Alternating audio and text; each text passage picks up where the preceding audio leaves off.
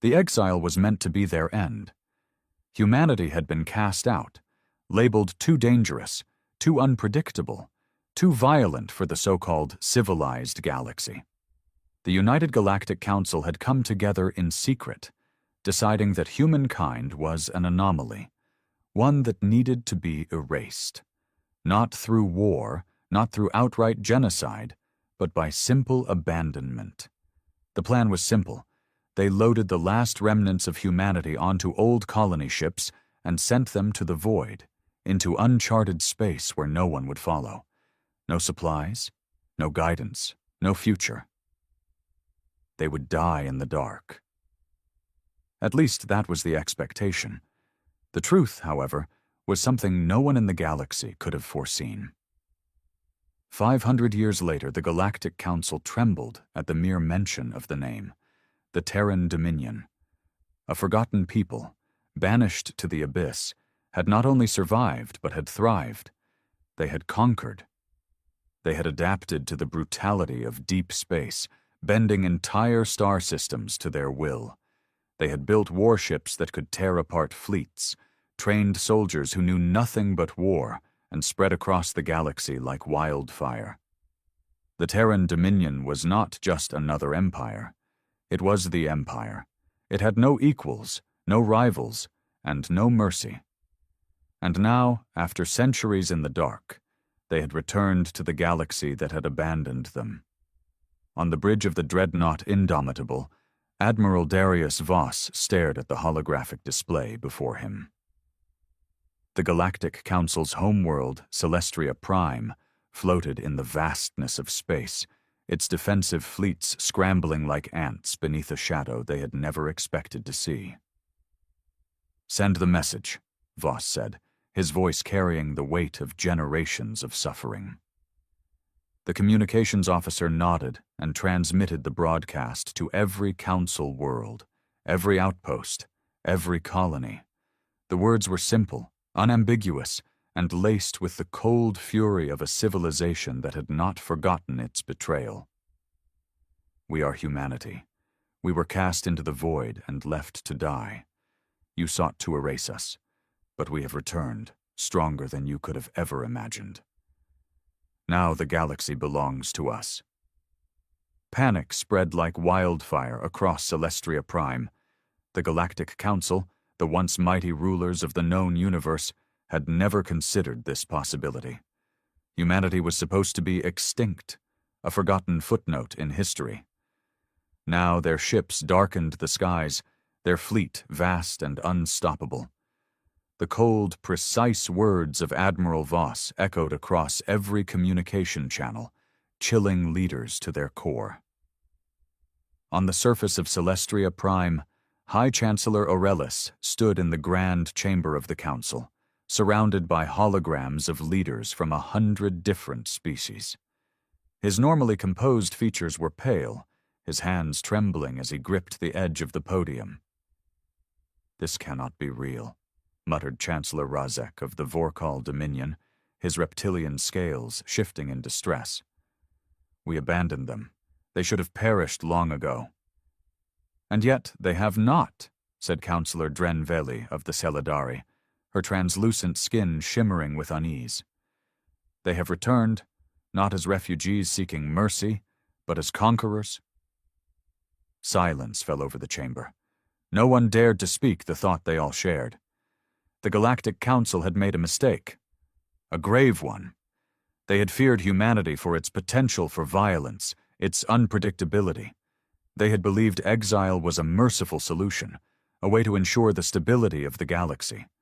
But they had never considered what would happen if humanity survived, if it adapted, if it evolved. Now their nightmare had come to life. Aboard the Indomitable, Admiral Voss observed the chaos unfolding in real time. Their intelligence networks had already infiltrated the Council's communication systems. He could see the fear in their eyes, the hesitation, the realization that their power meant nothing anymore. A grim smile played at the corners of his lips. "Order the fleet to move into position," he commanded. "I want every council world to see our strength." The officers saluted and carried out his orders. Across the void, the Terran Dominion's fleet advanced, hundreds of warships spreading like an unrelenting tide. Unlike the sleek and elegant designs of the Council's ships, the Terran vessels were built for war, dark, angular, heavily armored, and bristling with weaponry. They were not here to negotiate. They were here to reclaim what was taken from them. On the Council floor, Aurelius forced himself to remain calm. He activated his private channel, linking to the commanders of the Council's defense fleet. "Deploy all available forces," he ordered. "We must make a stand." "Sir," came the hesitant voice of Admiral Kyle, the supreme commander of the Council's military. "We are outnumbered and outgunned. Their technology is—" "I do not care," Aurelius snapped. "We are the Galactic Council. We have ruled this galaxy for millennia. We will not bow to an upstart empire of savages." A long pause. Then Kyle spoke again, his voice heavy with doubt. "Yes, Chancellor. Engaging the enemy?" The battle for the galaxy had begun. The void ignited with war. The Galactic Council's fleet surged forward, a desperate attempt to halt the advancing Terran Dominion. Thousands of sleek, silver ships moved in perfect formation, their energy cannons glowing with deadly intent. From the surface of Celestria Prime, civilians watched in horror as the sky above them became a battlefield. And then, the Terran fleet opened fire. Massive railguns thundered, sending projectiles the size of buildings tearing through the Council's ranks. Plasma torpedoes streaked through space, striking enemy cruisers and reducing them to molten wreckage. Unlike the Council's reliance on elegant energy weapons, the Terran Dominion had mastered the brutality of kinetic warfare. High-velocity rounds that ignored energy shields, tearing through hulls like paper.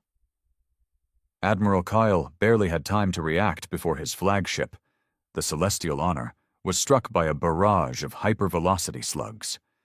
The bridge shuddered violently as entire decks were obliterated in an instant.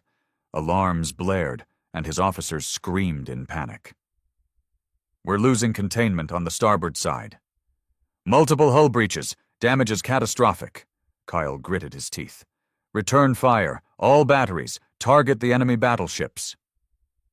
The Celestial Honor launched a retaliatory strike, but it was a pitiful response. The Dominion's ships were larger, more heavily armored, and built with a level of efficiency the Council had never encountered. For every Terran warship that fell, 10 Council ships were obliterated in return. This wasn't a battle. It was a massacre. From the bridge of the Indomitable, Admiral Voss observed the battle unfold with cold precision. He had expected resistance. He had even expected desperation. But this was pathetic. The Galactic Council had grown complacent, soft.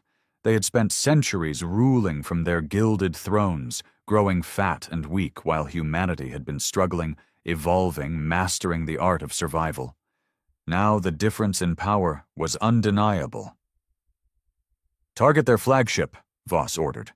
A moment later, the massive railguns of the Indomitable locked onto the Celestial Honor. "Fire!" A blinding streak of light shot through space, and Kyle had only a second to react before his ship was torn in half.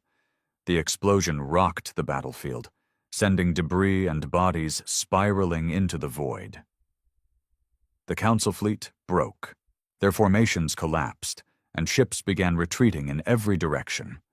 Some fled toward Council space, while others simply surrendered, powering down their weapons in the hope that the Dominion would spare them. Voss let them run. It wasn't about annihilation, not yet. "Begin planetary occupation procedures," he commanded. The Dominion had returned, and now it was time to take what was rightfully theirs. On Celestria Prime, High Chancellor Aurelius watched in silent horror as the skies filled with descending Terran warships. The battle had lasted mere hours, yet his mighty fleet had been shattered. The realization clawed at his mind. There was no stopping them. The banished had become rulers. The Forgotten had returned as conquerors. For the first time in his long life, Aurelius felt something he had never known before. Fear. The sky burned as Terran warships descended. Celestria Prime, the heart of the Galactic Council, had never known invasion. For thousands of years, it had stood as an untouchable jewel of power and civilization. Now, its grand spires and golden cities trembled beneath the weight of an unstoppable force. Dropships cut through the atmosphere like falling stars, their hulls black and unmarked, save for a single chilling insignia, the sigil of the Terran Dominion. On the ground, panic gripped the streets. Civilians ran, their voices rising in terror as massive troop carriers landed across the capital. Elite council guards took up defensive positions, their energy rifles aimed toward the heavens, waiting for the enemy to emerge. And then the Terrans stepped onto their soil. Clad in dark, reinforced armor, their soldiers moved with an efficiency that sent a shiver down the spines of the defenders. Their weapons, far more brutal than the clean, elegant technology of the Council, were designed for one thing: absolute destruction. The first shots were fired. The defenders never stood a chance. The Council's soldiers were trained for ceremonial warfare. Conflicts fought at a distance, battles dictated by politics and treaties. The Terrans, however, were warriors forged in exile, tempered by generations of hardship and battle. The clash was over in minutes. What little resistance remained either surrendered or was swiftly eliminated. Soon, the streets of the capital were filled with the echoes of marching boots, Terran banners unfurling over government buildings, over council headquarters, over everything the old regime once held sacred. In the Grand Council chamber, High Chancellor Aurelius sat frozen in his throne. Surrounding him were the remnants of the Galactic Council, their once proud faces now hollow with fear. Holograms flickered as planetary leaders from across council space demanded answers, their panicked voices overlapping. "What are we to do? They've already taken 3 core worlds. Our fleets are in shambles. We must negotiate. Offer them something, anything." Aurelius barely heard them. His mind was still trying to process the sheer speed of the fall. A deep, mechanical hiss filled the chamber as the grand doors slid open. Silence fell over the council. Admiral Darius Voss entered, flanked by 2 Terran shock troopers. Unlike the finely adorned robes of the council, he wore no ceremonial garb, only the cold, battle-worn armor of a man who had seen war and survived it. He did not bow. He did not speak immediately. He simply looked at them. The weight of that gaze made Aurelius feel smaller than he ever had in his life. When Voss finally spoke, his voice was calm, measured. "You exiled us to die." The words rang through the chamber like a hammer striking stone. "You cast us into the abyss and thought we would perish, that we would fade into nothing." Voss took a slow step forward, his presence suffocating. "But we did not die. We endured. We conquered. We built something greater than your feeble council ever could." Aurelius swallowed, struggling to maintain composure. "Admiral Voss, surely there is room for—" "Silence!" The single word cut through the air like a blade. Aurelius flinched. "You do not speak," Voss said. "You listen." The counselors around Aurelius remained deathly still. No one dared to challenge the man who now stood before them. Voss slowly surveyed the room before delivering the final blow. "The Galactic Council is no more." Murmurs of disbelief rippled through the chamber, but none dared to raise their voices. "From this moment forward, the Terran Dominion rules this galaxy. Your authority is gone. Your titles mean nothing." Aurelius clenched his fists. "And if we refuse?" Voss smiled, a cold, knowing smile. "You won't." The chamber doors opened again, and more Dominion soldiers entered, their weapons held at the ready. The message was clear. Aurelius's heart pounded in his chest. His empire, his legacy, had crumbled in mere hours. He had been the most powerful man in the galaxy. Now, he was nothing more than a relic of the past. And humanity? Humanity was the future. The weight of those final words settled over the chamber like a funeral shroud. The Galactic Council was no more. Aurelius felt his breath quicken as the realization struck him. Everything they had built, the centuries of dominance, the carefully maintained illusion of power, it had all crumbled in the span of a single day. And now, they ruled. Admiral Voss took another step forward, his presence towering over the defeated counselors. His gaze was calm, but there was something far more terrifying beneath the surface, a restrained fury, a cold, controlled rage that had been forged over generations of suffering. "You believed yourselves gods," Voss continued, his voice steady, "sitting here in your ivory towers, dictating the fate of lesser species, deciding who was worthy of existence, and when you saw something you couldn't control—" He let the words hang for a moment before finishing, with a quiet, lethal edge. "You cast it into the dark." Aurelius clenched his jaw. "It was never meant to be like this." Voss scoffed. "You made it like this." A heavy silence followed. The truth of that statement weighed on every counselor present. They had doomed humanity to extinction. Or so they thought. Aurelius glanced at the other members, searching for any sign of resistance, of defiance. He found none. Their spirits were already broken, defeated before the first shot had ever been fired. "You have two choices," Voss continued, shifting his stance. "Swear loyalty to the Terran Dominion, or be erased." There was no threat in his voice, no dramatic emphasis, just a statement of fact, a truth written in blood and steel. Aurelius felt a cold sweat break across his skin. His lips parted, but the words would not come. For the first time in his long rule, he was powerless. And then, one by one, the counselors began to kneel. Razek, the once proud leader of the Vorkal Dominion, lowered his scaled head. Drenveli of the Celadari folded her translucent hands in surrender. Others followed suit, their shoulders slumped, their gazes fixed downward. Aurelius wanted to scream, to fight. But what was left to fight for? His empire was gone. Slowly, unwillingly, the last High Chancellor of the Galactic Council fell to his knees.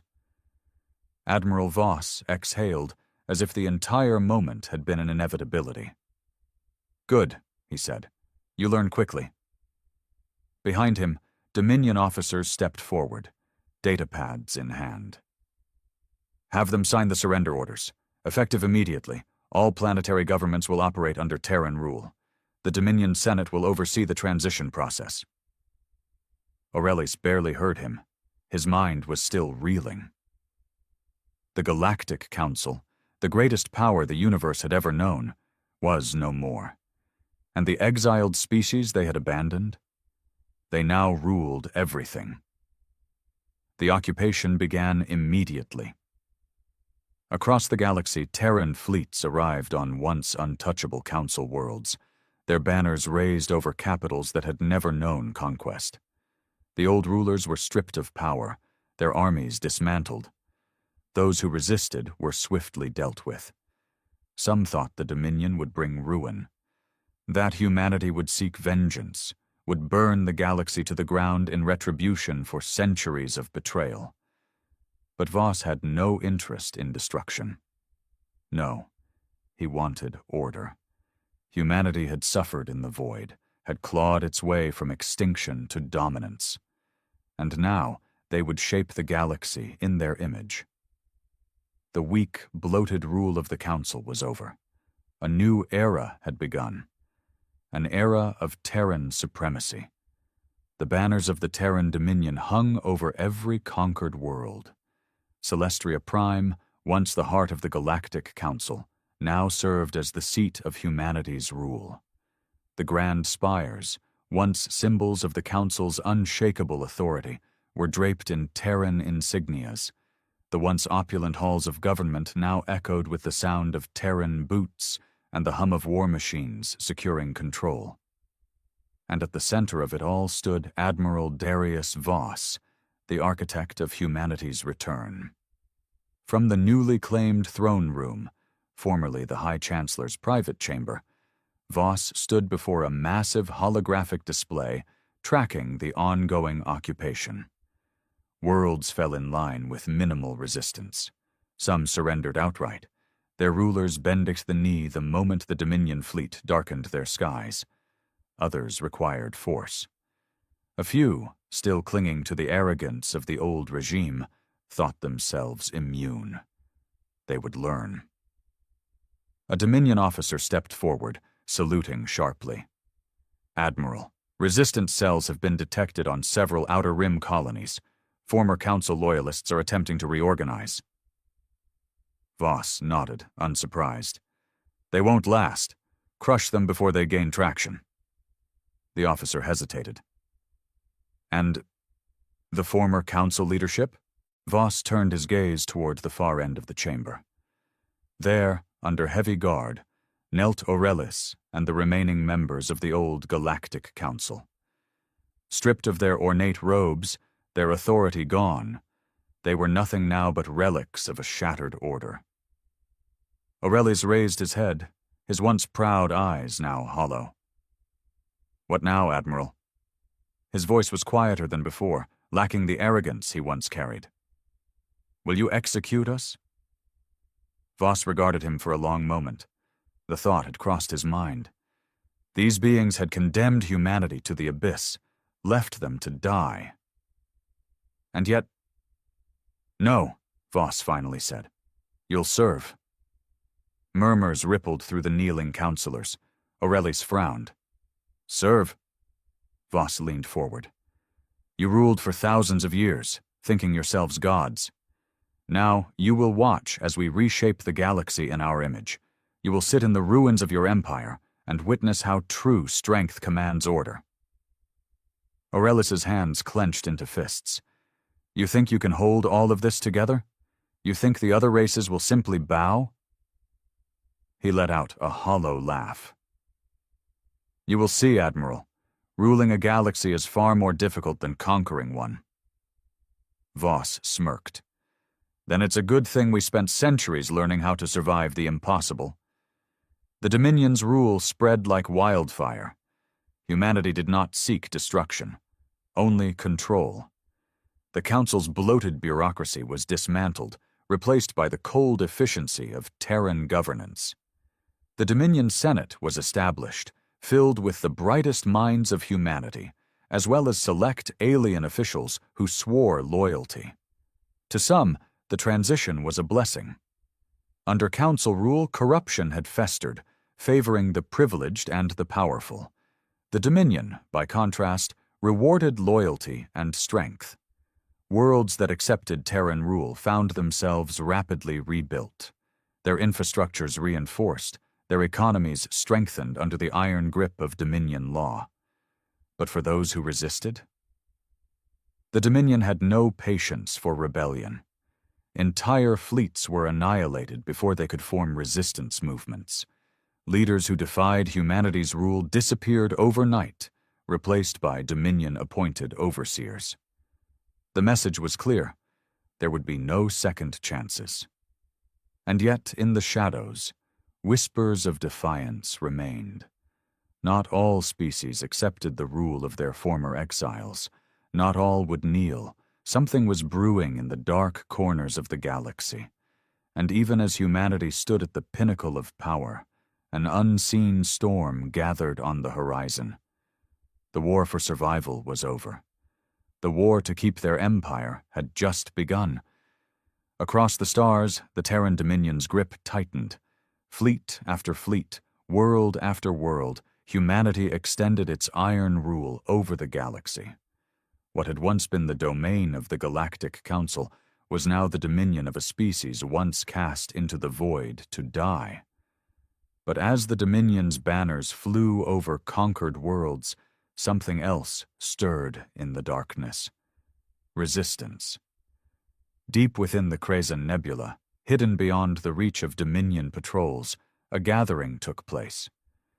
The chamber was dimly lit, a circular hall carved from the ancient stone of a forgotten world. Around the central table sat the last remnants of the old order, leaders of species that had once ruled, now reduced to fugitives and rebels. Aurelis sat among them, no longer the High Chancellor of the Galactic Council, but a traitor to the new order. The fall of the Council had broken him, but only for a time. Now, in the shadows, he plotted the downfall of the very force that had shattered his empire. "We cannot fight them head-on," growled Razek, his scaled features contorted in frustration. "They are too strong. Their fleets are relentless, their technology built for war." A murmur of agreement rippled through the chamber. "They fight like a species with nothing to lose," added Dren Veli, her translucent form shimmering in the low light. "They are not bound by the old ways of war. We underestimate them at our peril." Aurelis steepled his fingers. "Then we do not fight them as we did before. We do not stand and let them crush us." He leaned forward, his voice a whisper of controlled fury. "We break them from within." Eyes turned toward him. "We will make their empire rot," he continued. "We will turn their strength into weakness, their efficiency into chaos." His voice darkened. "We will give them the very thing they gave us: exile, pain, despair." The others exchanged glances. A few nodded slowly. Razek's clawed fingers drummed against the table. "You speak of sabotage, assassination." "I speak of war," Aurelis corrected. "A war they will never see coming." Dren Veli's luminous eyes narrowed. "You want to become them?" Aurelis did not hesitate. "Yes. Because if humanity had taught the galaxy one thing, it was this: the strong survive.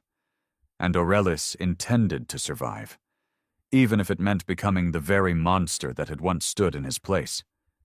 Meanwhile, on Celestria Prime, Admiral Darius Voss stood atop the Grand Spire, looking out over the city that was now the beating heart of the Terran Dominion. He could feel it, the resistance, the quiet hum of defiance that still clung to the air. They were planning something. And yet Voss was not afraid, because he knew something the rebels did not.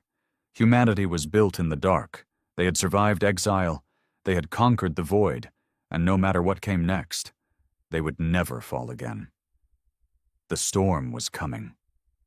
Admiral Voss could feel it in the air, in the coded transmissions intercepted from the far reaches of space, in the subtle shifts in behavior from those who had accepted Dominion rule too easily. The rebels thought themselves clever, hidden, but Voss knew war, true war, and he knew the signs of an enemy that was preparing to strike. Humanity had clawed its way from the abyss once. They had built an empire from the ashes of betrayal. Now they would keep it, or burn the galaxy to the ground trying. The first act of defiance came on Zelkar 7, a quiet, unremarkable world, once a crucial hub of council governance, now another cog in the ever-expanding machine of the Terran Dominion. It had surrendered without a fight, its leaders bowing before the inevitable. But surrender and loyalty were not the same thing. The explosion tore through the Dominion outpost in the dead of night. A chain reaction of plasma detonations obliterated key infrastructure, leveling entire command centers. Thousands of Terran personnel were incinerated before alarms even had a chance to sound. By the time Dominion forces scrambled to respond, the rebels were gone. All that remained was a simple message, burned into the ruins of the command spire. "You were banished once. You will be banished again." Voss read the report in silence. Around him, the Dominion War Council stood at attention, waiting for his response. General Cassian, a veteran of the Exile Wars, spoke first. "We've begun tracking resistance cells. They're moving in patterns designed to mimic natural trade routes, avoiding direct confrontation. They strike hard, then disappear before we can retaliate." A classic strategy, one humanity had once used against the Council during their years in the dark. Voss exhaled slowly, his fingers tightening around the edges of the datapad. He should have expected this. No empire rules unchallenged. But what the rebels did not understand was that humanity had been forged by suffering. They had not built their dominion on blind arrogance, nor on the assumption that power alone would keep them safe. They had built it with blood and fire. "Increase security across all occupied worlds," Voss commanded. "Every planetary governor answers directly to Dominion oversight. Any sign of rebellion is to be met with absolute force." He turned his gaze to Cassian. "And double the strength of our Black Guard." A ripple of unease passed through the room. Even among the Dominion elite, the Black Guard were whispered about with caution. They were more than just soldiers. They were enforcers, ghosts, specialists in rooting out defiance before it had a chance to fester. A shadow war was beginning, and in the end, only one side would be left standing. In the depths of the Krezen Nebula, Aurelis watched as the first phase of his plan unfolded. Zelkar 7 was just the beginning. Humanity had spent centuries rising from nothing, building an empire that should have been impossible. Now Aurelis would force them to defend it. He would push them into desperation, and desperation made even the strongest rulers make mistakes. "Strike here next," he ordered, pointing to a Dominion supply line. "Let them feel the weight of war on every front, make them doubt their control." Drenveli hesitated. "We're risking open conflict. If we push too hard, we break them." Aurelis' voice was stone. "That is the only way." His hands clenched into fists. He had watched his empire fall. He had seen humanity rise from the abyss. Now he would drag them back down. No matter the cost. The Dominion struck back with precision. Admiral Voss wasted no time in responding to the rebellion. If the former Council remnants thought they could wage a war of sabotage and whispers, they would soon learn what it meant to provoke the empire that had survived the void. Zelkar 7, once a thriving world, was placed under total lockdown. Every citizen was questioned. Every suspected rebel sympathizer was rounded up. The Black Guard moved like shadows through the streets, disappearing entire families overnight. The message was clear. Defy humanity, and you will suffer. And yet, despite the show of force, the resistance did not break. It spread. The next attack came on Trelos 9, a critical Dominion shipyard. It began with a simple system failure, a small power fluctuation in one of the orbital platforms. Nothing alarming, until the automated repair systems turned against their operators. Turrets, designed to protect Dominion warships under construction, suddenly activated, targeting their own fleet. Defense grids fired on human vessels, turning the station into a battlefield of confusion and friendly fire. By the time the security breach was isolated, 3 capital ships lay in ruins, and the rebels had vanished once again. Voss read the report in silence. The anger in the War Council chamber was palpable. "Sabotage at this level requires inside knowledge," General Cassian growled. "They have infiltrators, informants. We need to purge every non-human from critical positions." The suggestion caused a stir. The Dominion had ruled with strength, but also with order. They had allowed alien administrators to serve under Terran oversight, integrating them into the Empire, rather than ruling purely by force. But now, trust had become a liability. Voss considered the implications carefully. "Not yet," he said finally. "Panic is what they want. If we start tearing apart our own infrastructure, we do their work for them. He turned his gaze to the intelligence officers. Find the source of the leak. We cut off the head of this movement, and the body will die. One of the officers hesitated. Sir, we believe we may already know who is leading them. A name appeared on the holo display. Aurelis. Voss' expression darkened. It was fitting, in a way. The man who had once ruled the galaxy now sought to burn it rather than accept humanity's dominion. But the former High Chancellor had made a mistake. He had chosen war against the very species that had mastered survival. Meanwhile, in the heart of the Crazon Nebula, Aurelis stood before his growing army. Today we bleed them, he declared, his voice echoing through the war chamber. Tomorrow we take back what was stolen from us. His followers, a coalition of alien species once loyal to the old Galactic Council, roared in agreement. For too long, they had let humanity dictate their future. Now it was their turn to shape the fate of the galaxy. The war was only beginning, and neither side would stop until the other was nothing but dust. The Dominion was bleeding, not enough to cripple it, not yet. But the Resistance had done something far worse than destroying ships or bombing outposts. They had planted doubt. For the first time in decades, murmurs of defiance rippled through the conquered worlds. Minor uprisings flared in the outer colonies, silent protests, subtle acts of disobedience.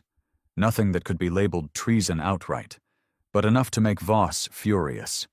The Dominion had been built on strength, on humanity's refusal to be ruled. And yet, here they were, struggling against the very tactics that had once made them rise. Voss would not let history repeat itself. Celestria Prime, Dominion War Council chambers. The room was tense, lined with the Dominion's highest-ranking officials, warlords, and strategists. The losses on Trelos 9 and Zelkar 7 had stung, and every eye was fixed on Admiral Voss, waiting for his next move. General Cassian was the first to speak. We cannot afford to keep playing defense. Aurelis is turning our own strategy against us. If we allow him to dictate the pace of this war, we might as well hand him the galaxy. A murmur of agreement spread through the room. Voss nodded. Agreed. We take the fight to them. He pulled up a holographic star map. We know where they are hiding. The Crazon Nebula. It won't be easy to reach them. The nebula is dense, full of electromagnetic interference. But if we strike hard, we can wipe them out in one blow. Cassian's lips curled into a ruthless grin. A full-scale invasion? No, Voss said. Not yet. We send in the Black Guard first. The murmurs turned to uneasy silence. Even among humanity's elite, the Black Guard were feared. They were not soldiers. They were executioners, assassins, infiltrators, ghosts. If Aurelis wants to fight from the shadows, Voss continued, then we'll show him what true darkness looks like. Deep within the Crazon Nebula, Aurelis stood before his growing rebellion. The Resistance was no longer just a scattered collection of fugitives. It was an army, battle-hardened warriors from species who had once ruled the galaxy, engineers and scientists who had fled the Dominion's grasp. They had weapons, ships, resources, and soon they would have vengeance. Drenveli approached him, her translucent skin shimmering. Our next target? She asked. Aurelis glanced at the holomap. We keep striking where they least expect it. We spread them thin, make them fight on every front. Dren hesitated. We're pushing them into a corner. You know what happens when humans are cornered. Aurelis smiled coldly. Yes, he said. They fight like demons. His gaze darkened. But this time, so will we. And in the shadows, the Black Guard prepared. Their orders were simple. Find Aurelis, kill him, and remind the galaxy why humanity was never meant to be ruled.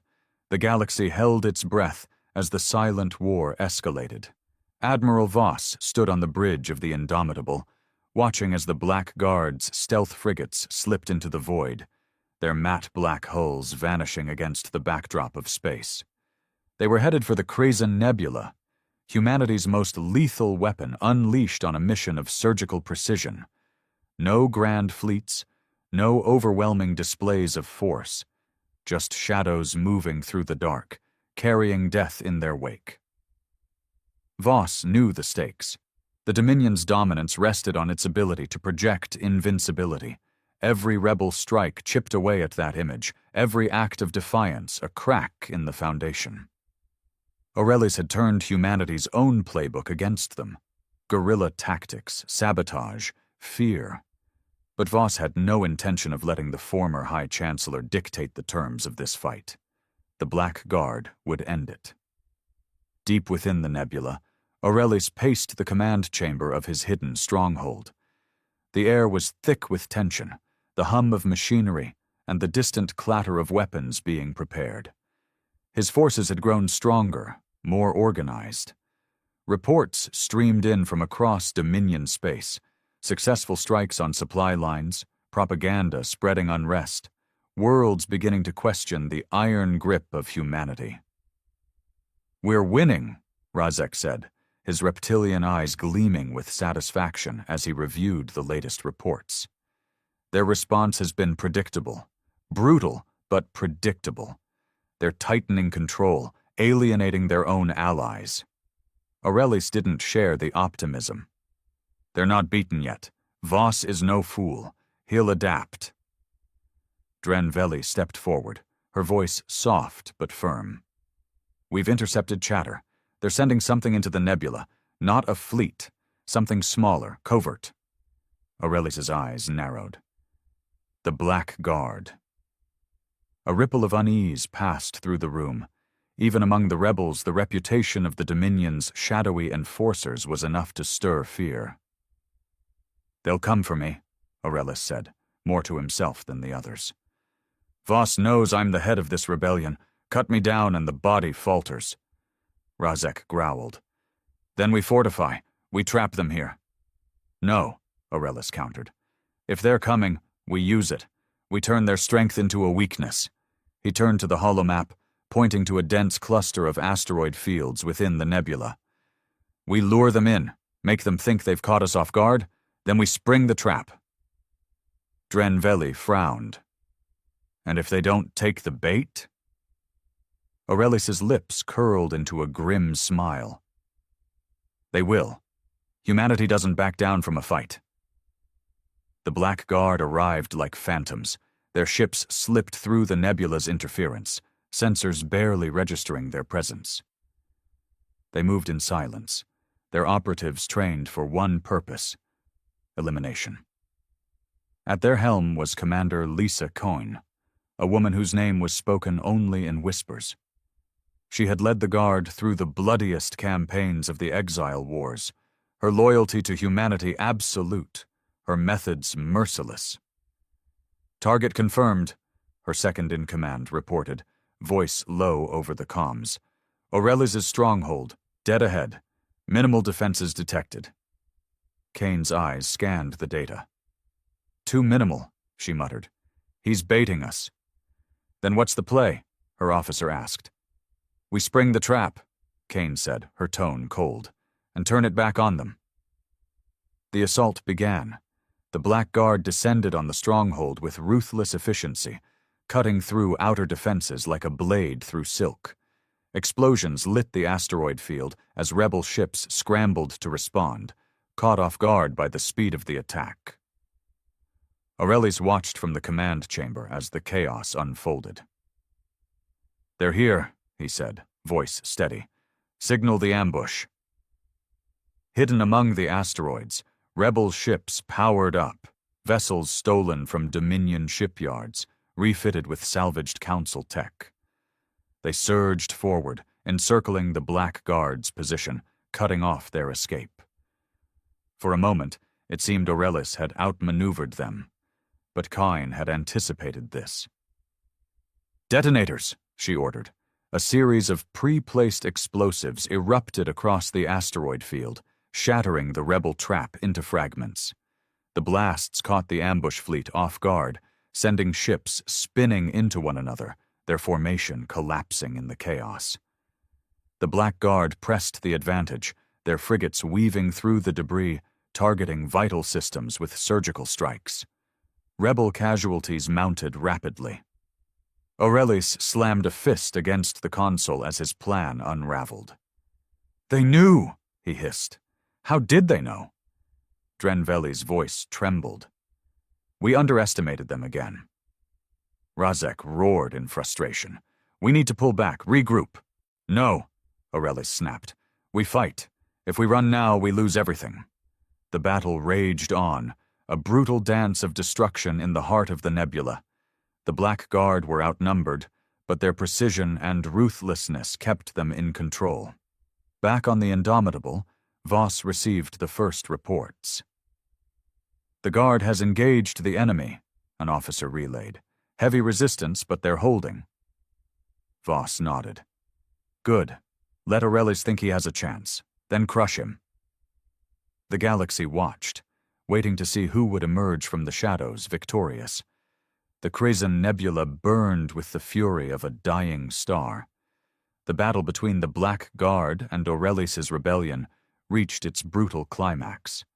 Asteroids shattered under relentless barrages, rebel ships crumpled beneath the surgical precision of Dominion strikes, and the air within the stronghold grew thick with smoke and desperation. Aurelius stood at the heart of his crumbling command center, his once unshakable resolve fraying as the Black Guard closed in. Screens flickered with static, showing the devastation outside, his fleet reduced to wreckage, his soldiers falling one by one. Razek fought on at the front lines, roaring defiance until a plasma blast silenced him forever. Drenveli worked frantically to reroute power, her translucent hands trembling as she tried to hold their defenses together. "We can't win this," she whispered, her voice barely audible over the chaos. Aurelius didn't respond. His eyes were fixed on the holomap, watching as the last of his forces were systematically dismantled. He had gambled everything on this trap, believing he could outsmart humanity's shadows. But the Black Guard were not just soldiers. They were a force of nature, relentless and unstoppable. A deep rumble shook the chamber as the outer walls breached. The sound of boots echoed closer, accompanied by the sharp crack of Dominion weapons cutting through what remained of his guards.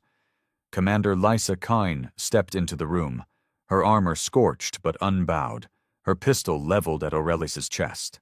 Behind her, Black Guard operatives fanned out, securing the chamber with cold efficiency.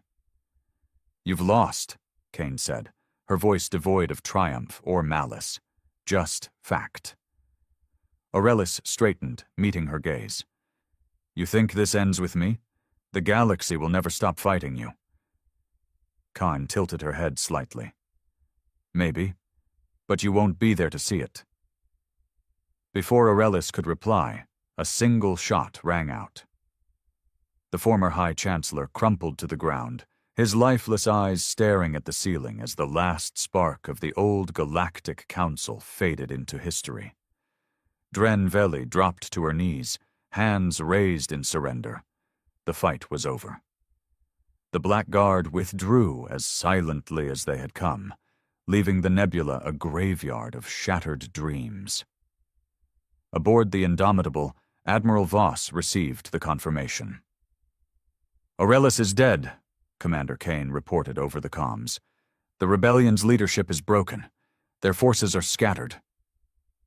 Voss allowed himself a rare moment of satisfaction. "Good work. Return to base. We'll handle the rest." The rebellion wasn't gone. Not entirely. Pockets of resistance would linger, embers of defiance smoldering in the dark corners of the galaxy. But without Aurelius, they lacked the vision, the unity, to pose a real threat. The Dominion would hunt them down, one by one, until the last whisper of rebellion was extinguished. Days later, Voss addressed the galaxy from Celestria Prime. His broadcast reached every world under Terran rule, a message etched in steel. The rebellion is ended. Those who sought to defy us lie broken. Let this be a lesson to all who would challenge the Dominion. Humanity does not falter. We do not forgive, and we do not fall. The galaxy listened in silence. Some bowed their heads in submission. Others clenched their fists in quiet rage, but all understood the truth. The Terran Dominion was unshakable. From the void, humanity had risen. Against betrayal, they had endured. And now, atop the ruins of the old order, they reigned supreme. The war was over, the Empire stood, and the stars themselves seemed to bend to humanity's will. The war had raged for decades. Humanity, battered but unbroken, had faced off against the Greltok Dominion, a vast alien empire spanning hundreds of star systems. Earth's forces were outnumbered, outgunned, and technologically inferior. But humanity had something the Dominion never understood: desperation, cunning, and an unrelenting thirst for revenge. It started as a suicide mission. The UN Sovereign, a retrofitted warship, barely held together by scavenged alien tech, had been assigned an impossible task: disable the Dominion's flagship, the Z-Kral, a behemoth of a supercarrier that could deploy entire fleets in an instant. It was the linchpin of the Greltok war effort. If the Z-Kral fell, humanity had a chance. Commander Adrian Kane stood in the dimly lit command deck, watching the massive carrier on the holomap. It dwarfed anything humans had ever built, more a floating city than a ship. He clenched his fists. "Any signs they know we're coming?" Kane asked. Lieutenant Sarah Voss, his tactical officer, shook her head. "Stealth drives are holding. We're a ghost out here." Good. The plan hinged on getting in close enough. The Sovereign wasn't a warship. It was bait, a Trojan horse in space. Kane exhaled. "All right, people. We've got one shot at this. Let's steal ourselves a goddamn supercarrier." The Sovereign drifted in the vast emptiness of space, its dark hull blending into the shadows cast by a shattered asteroid field. The Z-Kral loomed ahead, its massive bulk blotting out the stars, a monument to Greltok engineering and arrogance. It was a fortress, bristling with weaponry, surrounded by escort ships ready to obliterate anything foolish enough to approach. Adrian Kane gritted his teeth. The Dominion thought they were invincible, that their might was unquestionable. But humans had a way of proving the universe wrong. "Engage the distress beacon," Kane ordered. Lieutenant Sarah Voss hesitated for only a second before flicking a switch. A weak distress signal pulsed from the Sovereign, mimicking the frequency of a damaged Greltok supply vessel. Their intelligence had cracked just enough of the enemy's encryption to make this believable. If the ruse worked, the Dominion would think they were responding to one of their own in need of rescue. Seconds passed, then minutes. Sweat beaded on Kane's brow. If the Greltok suspected anything, they'd blow them out of the void before the real plan could begin. "Commander," Ensign Patel whispered, eyes wide, "they're sending a recovery team." Kane allowed himself a smirk. "Right into the lion's mouth." A Greltok shuttle launched from the Z-Kral, gliding toward them like a metal predator. The crew held their breath as the Dominion ship latched onto their docking bay. With a hiss, the airlock doors cycled open, and a squad of Greltok warriors stormed inside. That was their first mistake. Sergeant Kira Holt, the Sovereign's lead Marine, waited just beyond the entryway, pulse rifle in hand.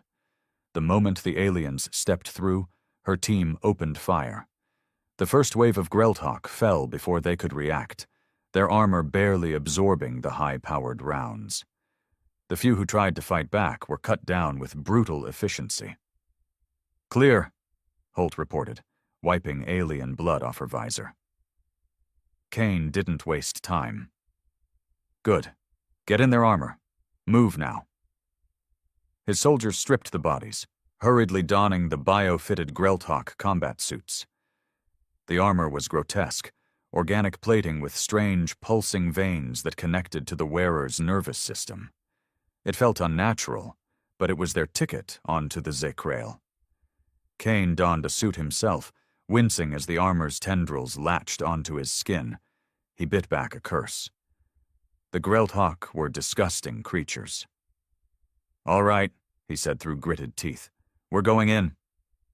Disguised as a wounded Grelthawk squad, they boarded the stolen shuttle and signaled for clearance to dock with the Zekrail. The Dominion's arrogance worked against them. Why would humans ever attempt something this reckless?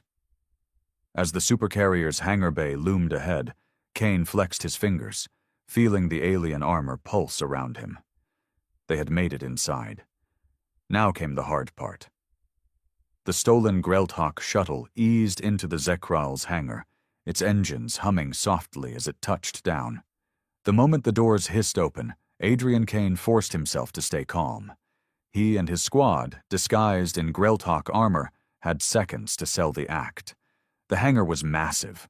Rows of fighter ships docked in neat formations, automated loaders scuttling between them like mechanical insects. Towering overhead, rows of Grelthawk officers observed from glass-paneled command posts. Any wrong move and alarms would blare, dooming the mission before it began. A hulking Grelthawk commander stomped forward, his 4 yellow eyes narrowing as he examined them. His barked words came in guttural, hissing tones, the universal translator in Kane's helmet struggling to keep up. "Report," the alien demanded. "Your distress signal was weak. What happened?" Kane stiffened. The alien's gaze lingered on him, suspicion evident. He fought the urge to raise his rifle, knowing that one wrong twitch could spell disaster. "Ambush!" Kane rasped in his best approximation of a Grelthawk's clicking voice. "Human raiders, they disabled our ship. We barely escaped." The commander sneered. "Humans? You let vermin damage our fleet?" Holt, standing beside Kane, flexed her fingers. An unspoken signal. Their cover was thin ice. The alien commander circled them slowly. Kane's heartbeat pounded against his ribs. The Grelthawk were telepathic to some extent, able to sense emotions in their own kind. The stolen armor masked their appearances, but not their human minds. Any second now, the commander would realize something was off. Then, a loud explosion rocked the hangar. Flames erupted from the far end of the bay as a fuel transport detonated, sending debris flying. Chaos erupted, klaxons blared, fighters scrambled, and Grelthawk officers shouted orders in all directions, the distraction they needed. Kane wasted no time. "Move," he barked.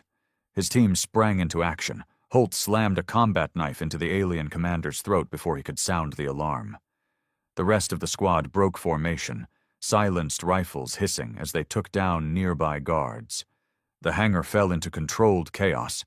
Grelthawk soldiers were too preoccupied with the explosion to notice the infiltration happening right under their noses. Kane tapped his helmet comms. "Voss, status?" The lieutenant's voice crackled through. "That blast was Patel. We're in the system. I have partial control of their security grid, but I can't hold it long. You need to get to the command deck, now." Kane motioned to his team. "We're running out of time. Move toward the bridge. Keep it quiet." They moved fast, slipping through the confusion, past maintenance corridors and security checkpoints. Every step took them closer to the nerve center of the Zekrail. If they could take control of the ship's systems, they could turn this floating fortress against the Dominion. As they reached an elevator leading to the upper levels, Kane exhaled sharply. Phase 1 was complete. Now, the real battle began. The elevator hummed as it ascended through the supercarrier's levels. Kane's grip tightened on his stolen rifle, his pulse thrumming in his ears. His team stood silent, tense, disguised in their grotesque alien armor. Holt adjusted her stolen Grelthawk helmet. "We're walking into their command center blind," What's the plan when we get there? Kane didn't hesitate. We improvise. The doors hissed open. The command deck of the Zekral was a monstrous thing. Towering, curved walls lined with holographic displays. Alien officers hunched over consoles, monitoring battle data. The heart of the Dominion's war machine. At the far end of the chamber, the High Overseer of the fleet stood on a raised dais, his elongated skull gleaming under the artificial light. His deep red cloak marked his authority. Kane barely had time to register the threat before an officer turned toward them, his yellow eyes narrowing. "You are not of this ship." Damn it! Before the officer could react, Holt shot him through the skull. The silenced round punched through his cranium with a wet snap, and the command deck erupted into chaos. "Take them down!" Kane roared. His team broke into a sprint, rifles hissing as they fired. Alien bodies collapsed, consoles shattered under gunfire, and alarms wailed. Officers scrambled for weapons, but they were no match for the humans' ruthless efficiency. The High Overseer snarled, baring rows of needle-like teeth. He slammed his clawed hand onto a control panel. "Lockdown protocols engaged! You will not—" A single shot from Kane's rifle took him in the chest, sending him sprawling. The Dominion's Supreme Commander gasped, struggling to breathe as dark blood pooled beneath him. Kane ignored the dying alien and turned to the controls. "Voss, we're in. Can you override their systems?" Voss's voice crackled through the comms. "Working on it. You need to buy me time?" More Greltoks stormed into the command deck, pulse weapons barking. Kane dove behind cover as a blast seared past his head. Holt grinned savagely. "Looks like they don't want to give up their ship." Kane chambered another round. "Then let's convince them otherwise." The battle for the Zekral had begun. The command deck was a storm of flashing lights and gunfire. Kane ducked behind an alien console as energy blasts streaked past, scorching the air where he had been standing a second ago. Holt was beside him, reloading her rifle with practiced speed, while the rest of the squad took up defensive positions behind the wreckage of fallen consoles and dead Greltok officers. "Voss, how much time do you need?" Kane barked into his comms. "More than I have," Voss shot back. "Their security systems are fighting me. I can override them, but they've locked down internal controls. I need direct access to their central core." "Where is it?" "Level 3, beneath the command deck. There's a maintenance shaft behind the main terminal. If you can get in there, I can hijack the whole ship." Kane peeked over cover just as a squad of Greltok enforcers stormed into the deck. These weren't ordinary soldiers. They were bigger, their armor bulkier, their weapons heavier. Elite warriors. One of them roared something in its guttural language, and the others raised their plasma cannons. "Down!" Kane yelled. The aliens unleashed a volley of energy blasts, hammering the area. Consoles exploded in a shower of sparks.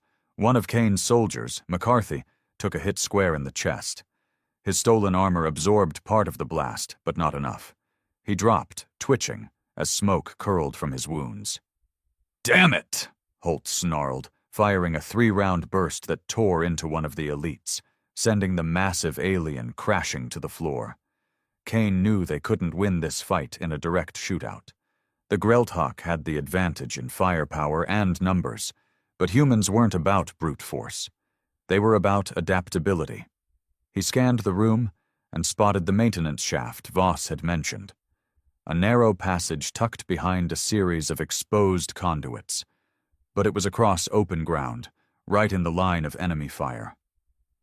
Kane switched channels on his comms. "Patel, I need another distraction. Now." "Got it, Commander." Patel's voice came through, tense but steady. A second later, a deep rumble shook the ship. The walls trembled, the floor vibrated beneath their feet, and several overhead lights flickered and died. Somewhere deep inside the Zekral, an explosion had gone off. It worked. The Greltok hesitated. their focus wavering as they instinctively tried to determine the source of the blast. That was all the opening Kane needed. "Move!" he shouted. Holt and two others laid down covering fire as Kane sprinted toward the maintenance shaft, his boots pounding against the metal floor. Plasma bolts zipped past him, one searing a hole through his shoulder guard. He ignored the pain and dove into the narrow passage, landing hard on his side. Holt and the remaining team members followed, sliding into the cramped space just as another barrage of fire rained down where they had been moments before. The hatch slammed shut behind them, muffling the sounds of battle. Kane took a breath, pushing the pain from his mind. They were inside. He turned to Holt, who was already scanning the narrow tunnel ahead with her rifle raised. "Let's get to the core." The crawlspace was barely large enough to move through single file. Strange alien cables lined the walls, pulsing faintly with a sickly blue glow. The air was stale, tinged with the acrid scent of burning metal and whatever unholy biological components the Grelthok used in their technology. They moved quickly, navigating the twisting path deeper into the belly of the supercarrier. Voss's voice crackled through the comms. "You're close. The security core is ahead. Should be a reinforced chamber. Breach it and I can do the rest." Kane rounded a corner and saw it. The core room. A heavy blast door stood between them and total control of the Zekrile. "Patel," Kane said, "we're at the core door. Can you override it?" There was a long pause. "Negative. That door is on a separate system. You'll have to breach it manually." Of course. The Grelthok weren't complete fools. Holt knelt beside the door, pulling a small device from her belt. "I've got charges. Give me a sec." She placed the explosives along the edges of the door, her movements quick and precise. The rest of the team took up defensive positions, knowing the blast would likely draw attention. "Ready?" Holt said. Kane nodded. "Do it." She pressed the detonator. The explosion was brief but violent, sending shockwaves through the tunnel. The reinforced door buckled and caved inward, exposing the security core within. The chamber beyond was a massive circular room, filled with alien consoles and a central pillar that pulsed with energy. It was unguarded. Kane didn't question their luck. He rushed in, securing the area while Holt and the others covered the entrance. "Voss, you're up," Kane said. "Plug me in." Kane found the main interface. A grotesque-looking thing, a mix of organic and mechanical components, pulsing as if it were alive. He grimaced and slammed a hacking module into the terminal. "Link established," Voss confirmed. "Give me a minute." A minute felt like an eternity. Kane paced, his fingers tight around his weapon. The longer they were here, the greater the chance the Grelthok would overwhelm them. Then Voss spoke. "Got it?" Kane's breath caught. "You have control?" "More than that," Voss said, a hint of satisfaction in her voice. "The Zekrile is ours." For the first time since the mission began, Kane allowed himself to smile. They had done it. But now came the next question. What would humanity do with the most powerful warship in the galaxy? The moment Voss confirmed control, Kane knew the tide of war had just shifted. But they weren't out of danger yet. The Zekrile was still crawling with Grelthok forces, and even with the security systems under their control, the battle wasn't over. "Voss," Kane said, gripping his rifle, "lock down all doors leading to the command deck and reroute any enemy reinforcements. Buy us time." "Already on it," she replied. "I've shut down most internal defenses and disabled their comms. But I can't hold everything forever. They're trying to manually override the lockdown." "Then let's make sure they don't get the chance," Holt said, checking her ammo. Kane turned to his squad. "Listen up. We've done the impossible. We've taken control of a Dominion supercarrier. But if we don't move fast, we'll be overrun. We need to secure this ship properly and wipe out any remaining threats. That means splitting up." Holt frowned. Splitting up is how people get killed. It's also how we get the job done, Kane countered. Holt, take Patel and Riggs. Your job is to sabotage the enemy fighters in the hangar. If we're keeping this ship, we can't let them escape and call for backup. Holt sighed but nodded. On it. Voss, keep working on the ship's systems. If you can get weapons control online, do it. And what about you? Holt asked. Kane exhaled. I'm heading to the bridge. If we're taking this ship, I need to make sure we have full control over its navigation. He expected resistance, but Holt simply smirked. Try not to get shot, Commander. He gave a half smile. No promises. Kane moved quickly, navigating the twisting corridors of the Zekral. The halls were eerily silent. Voss's lockdown was working. Dead Grelthawk bodies littered the floors, their weapons still clutched in their hands. His team had been efficient. He reached the bridge access door. It was locked down, likely from an emergency protocol when the ship's systems were compromised. Kane knelt and pried open a side panel, exposing a mess of alien wiring. The Grelthawk security system was advanced, but Voss had given them tools for this exact scenario. He pulled out a portable hacking spike and jammed it into the control panel. The door hissed open.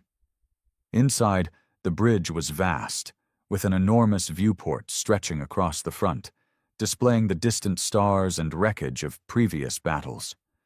Holographic displays floated in the air, showing unreadable Grelthawk symbols.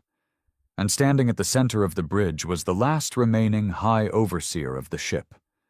Unlike the one Kane had shot earlier, this one was older, his skin a darker shade of blue. He turned slowly, 4 yellow eyes narrowing as he regarded the human intruder. He wore a long ceremonial robe, but his clawed hand rested on a plasma blade holstered at his hip. Kane raised his rifle. Surrender. The Overseer simply tilted his head. You are the one leading this infestation. His voice was deep, laced with contempt. Kane's finger hovered over the trigger. This ship is no longer yours.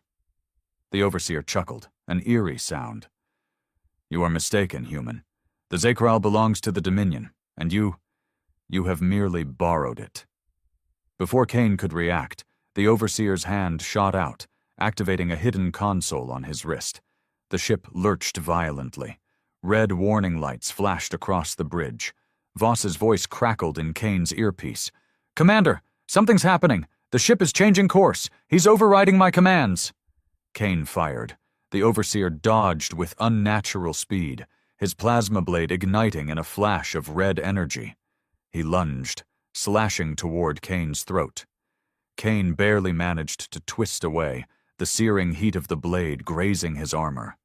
He retaliated with a hard kick to the Overseer's midsection, but the alien barely flinched. Your species is weak, the Overseer sneered, slashing again. Kane rolled under the attack, coming up with his rifle. This time he didn't miss. 3 shots to the chest. The Overseer staggered, a gurgling snarl escaping his lips. He dropped his blade, his clawed fingers twitching. Kane watched as the alien collapsed, coughing up dark blood. I think we're done here, Kane said coldly. Voss's voice came through again. The ship. He tried to initiate a jump. I stopped it, but we're still off course. Kane moved to the main controls, scanning the displays. The ship had been aimed at the nearest Dominion fleet. If they had jumped, they would have landed right into enemy hands. Kane exhaled. Good work, Voss. Reset our course. Take us back toward human space. Voss hesitated. You sure about that? Kane glanced at the view outside, the vast emptiness of space, the wreckage of old battles. The Zekral was theirs, the most powerful warship in the known galaxy, under human control. I'm sure, Kane said, it's time to bring humanity its greatest weapon. The war was about to change forever. The Zekral's engines roared to life, the ship's massive bulk shifting as it realigned itself toward human space. Kane stood at the bridge, gripping the console tightly as he watched the distant stars streak across the viewport. The gravity of what they had just accomplished settled on his shoulders. They had stolen a Dominion supercarrier. No, not stolen. Taken. Holt's voice crackled through the comms. Hangar secured. We took out a handful of enemy pilots trying to escape. Patel rigged most of their fighters with explosives, just in case. Good work, Kane said. Make sure nothing gets off this ship without our say-so. Copy that. What's next? Kane exhaled, rubbing his temples. There was still so much to do. The ship might be under their control, but that control was tenuous at best. The Dominion built their warships with fail-safes. It was only a matter of time before something went wrong. Voss, Kane said, turning to the console. I need an update. What's our actual status? There was a pause before Voss replied. Good news and bad news, Commander. Good news. We've got full control of propulsion, weapons, and most major systems. This ship is officially ours. And the bad news? Voss hesitated. The Dominion knows something's wrong. I intercepted a distress signal before I could fully shut down their communications. We're lucky. It wasn't a direct message, more like an automated emergency beacon. But if the Dominion is paying attention, they'll notice we're off course. Kane clenched his jaw. That gave them a short window before the Dominion realized one of their most powerful warships had gone dark. How long until they figure it out? No way to be sure, Voss admitted. Could be hours, could be minutes. Kane turned towards the viewport, staring at the endless black beyond. If Dominion reinforcements showed up now, their victory would be short-lived. The Zekral was powerful, but against an entire fleet, they wouldn't last long. His mind raced. They needed to get back to human-controlled space as fast as possible. But there was another issue. Earth's military leadership wouldn't just accept the arrival of a Dominion supercarrier without questions. Even if Kane explained everything, there was no guarantee they wouldn't panic and fire on them before realizing what had happened. He turned back to Voss. How fast can we get a message to High Command? We need to let them know what's coming before we just show up with this thing. Voss sighed. That's another problem. Dominion ships don't use standard human comm protocols. I've been working on it, but there's no direct way to send a secure message without Dominion satellites relaying it, which we obviously can't risk. Kane cursed under his breath. No matter how much they planned, there were always complications. Commander, Holt's voice came through again, more serious this time. We found something in the lower decks. Kane frowned. What kind of something? A long pause. Then Holt said, You need to see this for yourself. The lower decks of the Zekral were darker than the rest of the ship. The lighting was dim, casting eerie blue shadows along the walls. Kane followed Holt through the tight corridors, his hand resting on his rifle. He didn't know what to expect, but Holt's tone had been enough to put him on edge. Finally, they reached a large chamber. It was cold, unnaturally so. Kane's breath fogged slightly in the air. At first, he didn't understand what he was looking at. The room was lined with massive pods, each one filled with a thick, greenish liquid. Suspended inside were figures. Humans. Kane's stomach twisted. There were at least 50 pods, maybe more, stretching back into the darkness of the chamber. The people inside weren't dead, but they weren't awake either. They were in some kind of stasis, their eyes closed, their expressions frozen in eerie calm. What the hell is this? Kane muttered. Holt shook her head. We don't know. We were searching for additional enemy resistance when we found this section. There's no Greltok personnel here, just these. Kane stepped closer to one of the pods. The person inside was a young man, maybe mid-20s, with a shaved head and scars along his arms. Kane placed a hand on the glass. The surface was ice cold. Voss, Kane said into his comm, I need you down here. A few minutes later, Voss arrived, carrying a datapad. She took one look at the pods and let out a low whistle. This is big, she muttered, scanning the displays on one of the pods. These aren't just prisoners, Kane. These people are genetically modified. Look at their muscle density, their neural readings. They've been altered. Kane's eyes narrowed. For what? Voss shook her head. I don't know. But if the Dominion was keeping them in stasis aboard their most powerful warship, they were important. A cold realization crept up Kane's spine. The Dominion wasn't just fighting humanity, they were experimenting on them. What do we do? Holt asked. Kane stared at the pods, his mind racing. If these people had been modified, were they even the same humans they had been before? What if they were dangerous? What if the Dominion had turned them into something else? But at the same time, he couldn't leave them here. We wake one up, Kane said. Holt frowned. That's a risk. We're already in uncharted territory, Kane replied. We need answers, and this might be the only way to get them. Voss hesitated but nodded. I can override the stasis controls, but I'll need time. Just be ready. We don't know how they'll react when they wake up. Kane exhaled, gripping his rifle a little tighter. Do it. The moment Voss started the override, the ship suddenly trembled. Kane's comm crackled. Patel's voice came through, frantic. Commander, we've got incoming. Dominion ships just dropped out of FTL. They know we're here. The war for the Zekral wasn't over yet. The Zekral trembled under Kane's feet, the distant thrum of its massive engines shifting as emergency power rerouted across the ship. Voss, how many ships? Kane asked, gripping his rifle as the stasis pod in front of him slowly hummed to life. Voss pressed a few buttons on her datapad, her face grim. 3 Dominion battlecruisers just dropped out of FTL. They're scanning us, but they haven't fired yet. Yet, Holt muttered, checking her ammo. They're probably trying to figure out why the hell their flagship isn't responding. Kane's jaw tightened. They didn't have time for this. The Dominion wasn't stupid. Sooner or later, they'd realize something was wrong, and then they'd come in guns blazing. He turned to Voss. How long until this one wakes up? He gestured to the pod in front of him, condensation forming on the glass as the liquid inside slowly drained. Voss grimaced. A few more minutes. Stasis reversal isn't instant. If we rush it, we could kill them. We might not have a few minutes, Kane growled. Patel, what's our status up top? Patel's voice came through, tense.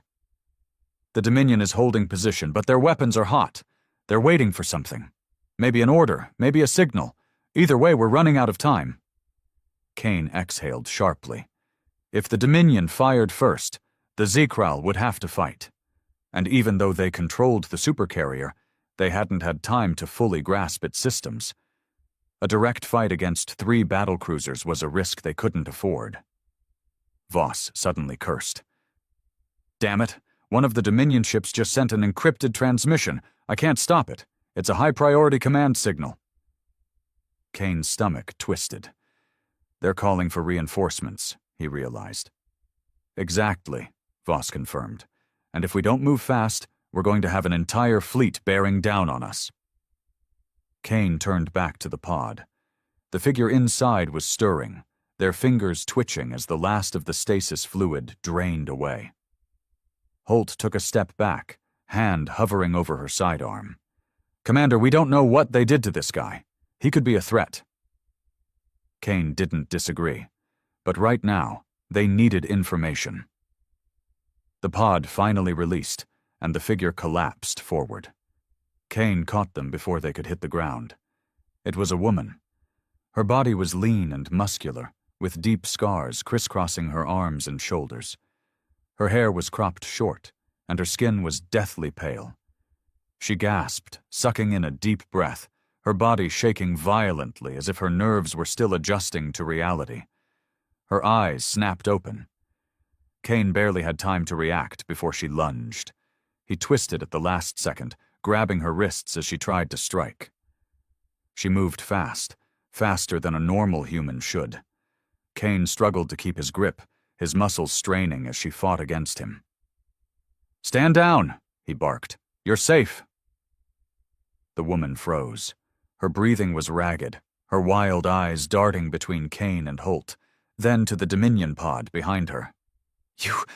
You're not them," she rasped, her voice raw from years of silence. "No," Kane said firmly. "We're human. We took this ship. Now tell me, who are you?" The woman swallowed hard, her body still trembling. "My name is Draven," she said. "And if you took this ship, then you just made yourself the Dominion's biggest target." Kane released her, stepping back. "What were they doing to you?" Draven shuddered, rubbing her arms as if trying to shake off a memory. "Experiments. The Dominion. They weren't just fighting humanity. They were trying to make something better, faster, stronger. They took prisoners, soldiers, civilians, anyone they could, and they turned us into weapons." Holt muttered a curse under her breath. So they were building super soldiers. Draven nodded. "I don't know how many of us there are, but we were never supposed to wake up. If you activated my pod, the ship would have sent a distress signal." Kane's blood ran cold. "So they already know we're here?" Voss's voice came through, frantic. "Commander, the Dominion fleet just changed formation. They're moving in fast, weapons locked." Kane turned to Holt and Patel. "Battle stations, now!" Holt nodded and sprinted toward the armory. Patel's voice crackled through the comms. "We're charging shields, but I still don't know half of what this ship can do." Kane turned back to Draven. "If you were their experiment, then you know how they think. How do we fight them?" Draven took a deep breath, her hands still shaking. But then, her expression hardened. "You don't fight them," she said. "You outthink them. And if you listen to me, I can show you how." Outside the ship, the Dominion battlecruisers opened fire. The first blasts rocked the Zakral, sending tremors through the deck. Kane barely had time to steady himself before the ship's automated systems blared a warning. "Incoming fire detected. Shields at 80%. Patel's voice came through the comms, tense. "Shields are holding, but we can't take a sustained barrage. We need to fire back or get the hell out of here." Kane turned to Draven, who had steadied herself against the now empty pod. "You said we can outthink them. How?" Draven's eyes flickered to the control panels along the wall. "The Dominion doesn't think like you do. They rely on patterns, structured battle doctrine. If you disrupt their expectations, they hesitate. We need to give them something they've never seen before." Kane didn't hesitate. "Voss, can we take the Zakral into FTL?" Voss cursed. "Not yet. They hit our navigational array. We need at least 5 minutes to fix it." "We don't have 5 minutes," Holt growled, bracing herself as another blast sent shockwaves through the ship. Draven moved toward a control console, her fingers flying over the alien interface with unnerving familiarity. "The Dominion believes they're fighting a hijacked ship run by untrained humans. If we act like them, if we follow predictable human tactics, they'll overwhelm us." Kane narrowed his eyes. "So we do something they won't expect." Draven smirked. "Exactly." She turned toward Patel, her voice sharp. "Target their flagship, but don't fire." "What?" Patel balked. "They're already shooting at us." Draven ignored her. "Their commanders rely on clear authority structures. If you make them think their flagship is compromised, the rest of the fleet will hesitate. Patch me through to their comms." Voss hesitated. "You speak their language?" Draven shot her a sharp look. "I didn't volunteer for this experiment." Voss muttered something under her breath, then tapped at her console. "You're patched in, but I hope you know what you're doing." Draven straightened, her voice shifting, deeper, authoritative. The Dominion tongue rolled off her tongue with terrifying precision. "This is High Executor Jar of the Zekral. Cease fire immediately." For a moment, silence. Even Patel and Holt looked stunned. Then, static crackled. A guttural voice responded. "This is the Narkoth. Explain your status, Zekral. You have gone dark." Draven's expression didn't waver. "Enemy forces infiltrated the ship. Systems compromised. Immediate assistance required." Kane held his breath. A long pause. Then, the enemy fire stopped. Patel's jaw dropped. "No way. That actually worked?" Draven exhaled. "They won't hold fire for long. The moment they suspect a trick, they'll double down." Kane's mind raced. "We need to hit them first." Holt grinned. "I like the sound of that." Kane turned to Patel. "Target their engines. Cripple them, don't destroy them. We need to delay them long enough to escape." Patel's fingers danced over the controls. "Locking targets now. Firing in 3, 2, 1. The Zekral's cannons roared to life. Blue-white energy lanced through the darkness, slamming into the Dominion flagship's engines. Explosions bloomed across its hull as its propulsion systems went dark. Voss whooped. "Direct hit! They're dead in the water!" Draven didn't celebrate. She was already moving to another console. "That won't stop them for long. Their second-in-command will take over in seconds. We need to move." Kane turned to Voss. "Navarre fixed?" Voss nodded. "Good enough for an FTL jump. But we don't have precise coordinates. If we jump blind..." "We'll take our chances," Kane interrupted. He turned to Patel. "Spin up the drive. Now." Patel didn't argue. The ship rumbled as the FTL engines charged. Then, "Alert! Energy spike detected." Kane's blood ran cold. "What now?" Voss's eyes widened in horror. "The Dominion flagship. They're overloading their reactors." Holt's face paled. "They're going to self-destruct." Draven swore. "They'd rather destroy the ship than let us take it. If their core detonates, we'll be caught in the blast." Kane's heart pounded. "How much time?" Voss checked the readings. 20 seconds. Patel shouted. "FTL is online, jumping now." The ship lurched violently. The Dominion fleet vanished into a blur of light as the Zekral ripped into FTL space, just as an explosion tore through the void behind them. For a moment, silence. Then, the ship's alarms faded. The tremors ceased. Kane exhaled slowly, gripping the console to steady himself. "Did we make it?" Voss checked the readings. "We're clear. No sign of pursuit." She let out a shaky laugh. "Holy hell, we actually did it." Patel slumped back in her chair. "Next time, maybe we don't hijack an entire enemy supercarrier." Holt smirked. "Where's the fun in that?" Kane turned to Draven. The woman was staring out the viewport, eyes distant. "You good?" he asked. Draven's jaw tightened. "I just watched the people who experimented on me erase themselves from existence. I don't know if that makes me good or not." Kane nodded. "We'll figure it out. Together." She looked at him, as if gauging his sincerity. Then, slowly, she nodded back. Voss cleared her throat. "So, where are we?"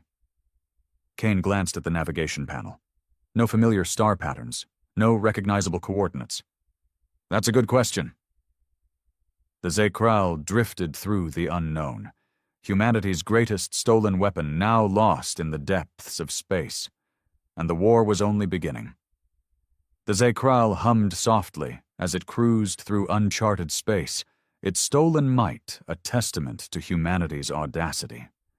Kane stood on the bridge, staring out into the void, the unfamiliar stars a stark reminder of their precarious victory. The Dominion fleet was gone, self-destructed in a final act of spite, but the cost had been high. McCarthy's death still weighed on him, a silent scar among the chaos they'd endured. Holt approached, her boots clanging against the deck. Patel's got the hangar locked down. No surprises there. Voss is still wrestling with the ship's systems, but she thinks she can map a way back to human space. Eventually. Kane nodded. And Draven? Holt jerked her head toward the lower decks. Helping Voss wake the others. She's insistent we don't leave them in those pods. Says they deserve a chance. She's right, Kane said. If they're anything like her, they could be assets. We'll need every edge we can get. Holt smirked. You trust her already? I trust she hates the Dominion more than we do, Kane replied. That's enough for now. A faint tremor ran through the ship, and Voss's voice crackled over the comms. Commander, I've got something. The Z-Krail's databanks, they're intact. Decrypted part of their logs. Kane's pulse quickened. What did you find? It's a map, Voss said, excitement edging her tone. A Dominion battle plan. Locations of their forward bases, supply lines, and something big. A weapon, maybe.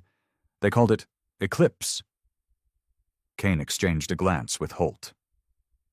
Eclipse? Draven's voice cut in, sharp and steady. I've heard that name. In the labs, the overseers whispered about it.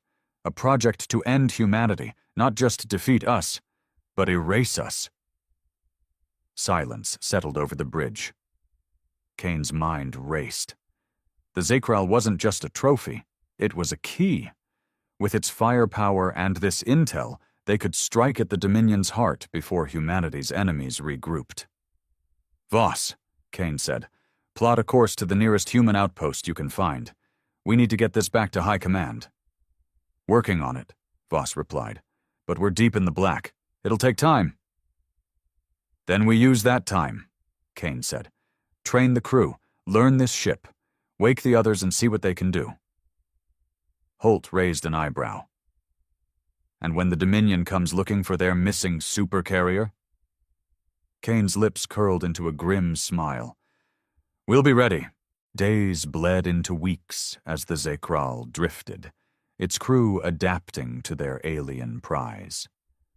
Draven proved invaluable, guiding them through the ship's labyrinthine systems and helping the newly awakened captives adjust. Some were soldiers, others civilians, all bearing the Dominion's cruel modifications, enhanced reflexes, sharper senses, resilience beyond human norms. They were wary, angry, but united by a shared hatred of their captors. One evening, Kane found Draven on the observation deck, staring at the stars. She didn't turn as he approached. Thinking about revenge? He asked. Always, she said quietly. But now, maybe something more. You gave us a purpose. Kane leaned against the railing. We're not done yet. The Dominion won't stop. Draven met his gaze, her eyes hard but resolute. Neither will we. A sudden chime broke the moment. Voss's voice rang out. Commander, I've got it. Coordinates locked. Human space, Sector 17. We're 3 jumps away. Kane straightened. Spin up the FTL. Let's go home. The Z-Krail surged forward, its engines blazing as it carved through the void. When it finally emerged near a human outpost, the sight was almost surreal.